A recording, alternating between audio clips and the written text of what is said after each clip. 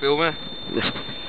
Labdien, šajā naksnīguma pārņemtajā dienā es, Denijs, operators Rudolfs, mēs jums šodien parādīsim, kā veidot visparastāko vai vissarežģītāko, kā nu jūs te domājat, sniega piku. Un sāksim ar sniega filmu sniegu. Sāksim ar sniegu.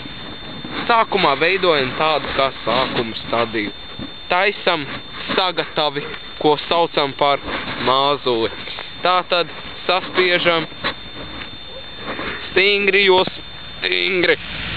Ja sniegs ir lipīgs, tas ir vēlamies variants. Tad tas ir labi.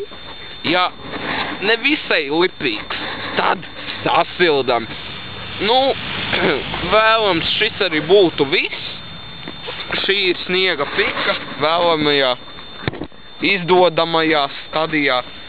Nu, jā, un šis arī būtu video viss. Ko jūs ar sniega piku varētu darīt? Jūs to varētu iebāzt. Bet, vai jūs metat, vai nu aiziet mājās, guļat kopā ar viņu, vai nu vienkārši kā es varētu apēst.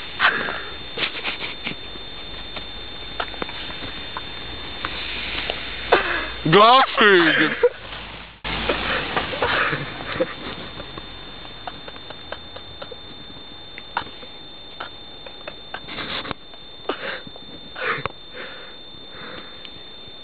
Nu, es teiktu, ka pika, bija izdevusies, varbūt vairāk vajadzēja cukuru, bet, smagans bišķu kā jūtīgas. Tas būtu arī viss, lai jums viss izdodās un turaties!